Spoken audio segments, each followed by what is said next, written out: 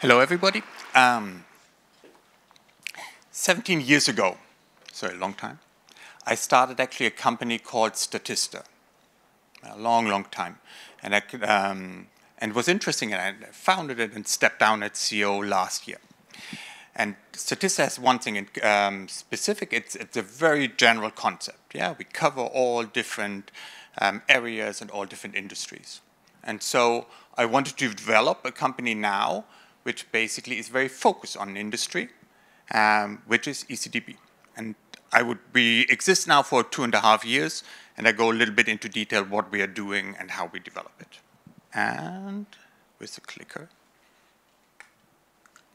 So the basic idea is the following. What we want to do is to build a data analytics platform for all transaction businesses. What does it mean?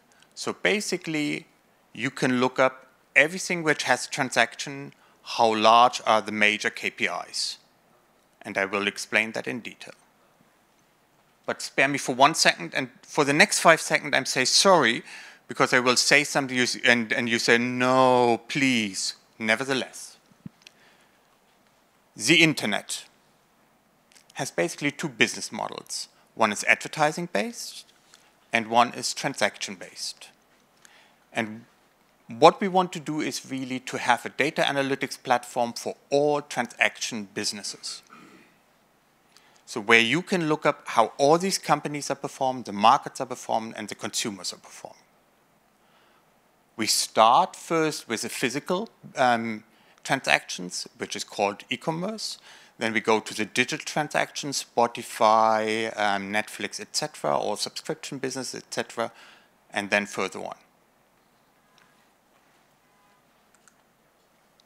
The main KPIs you're looking for this transaction is basically what is the revenues, what are the transactions, what are the number of buyers, what is the conversion rate, what is the average order value, which we have already now.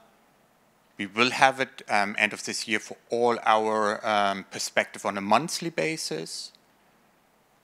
And we will show it for stores, for marketplaces, for companies. We show it now already for stores, for marketplaces, for companies. We will show it for all the consumers and brands. So it's a little bit, if you're familiar with SimilarWeb, they do it for visit, bounce rates, etc. And we do the whole thing for the transaction business. Now, of course, the next question is, that sounds nice, maybe even ambitious. Where do you get the data from?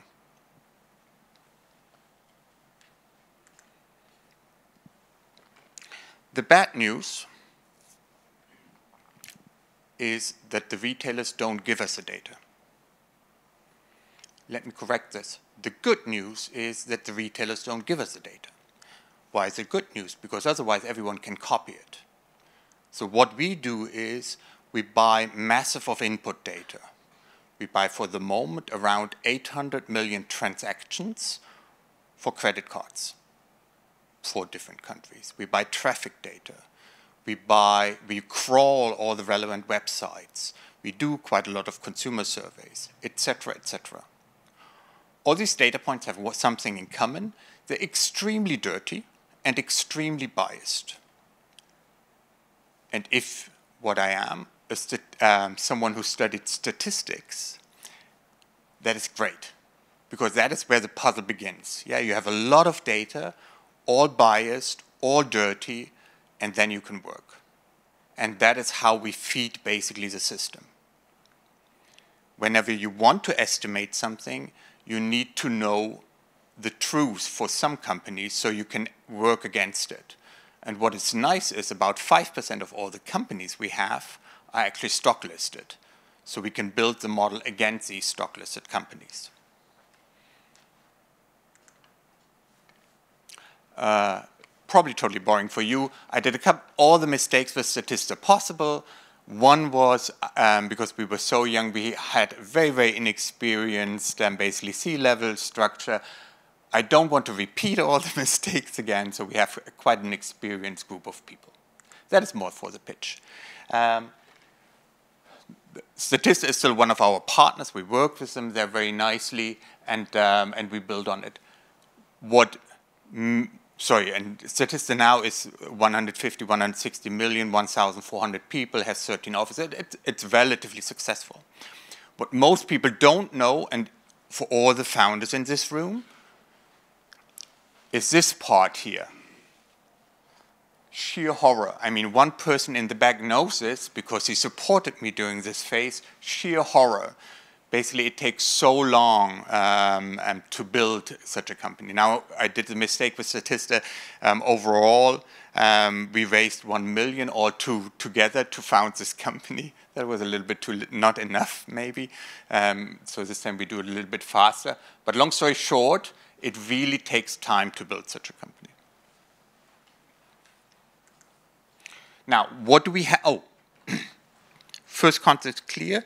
The second concept is what we call the data cube, which means we want to build our data structure as such that when you have all the retailer information or the store's information, then you, for instance, go to Zalando, see, okay, they're selling so much in women's fashion in Germany. Now I click on it. How large is the market for German fashion and how is it evolving over time? I click on it. Which are the consumers going to? And that's basically the data cube, which sounds lovely. What do we have for the moment for the data cube is we have basically modeled all the data for 50,000 stores. Stores is something like Zalando.de, Amazon.de.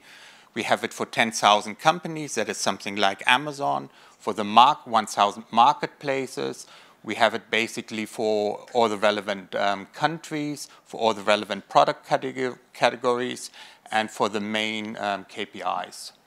And you have customized access. So I would say we are half there. Who is buying this kind of information? You have different groups, consultancy, finance agencies, etc., retailers and platforms, brand manufacturers, logistic and payment companies, and for some strange reasons, education. There are three main use cases behind it. One is optimizing. You're in the market. You say, okay, what is my AOV? What is their AOV? How has the frequency changed of buying, how many customers they have, etc., etc. One is planning. You plan your business case, you plan your product expansion, you plan your international expansion, and one is selling into all the eco spaces. You want to know how these customers are doing, etc.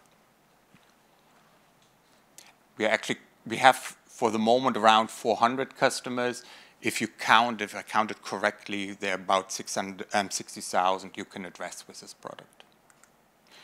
I spare you that.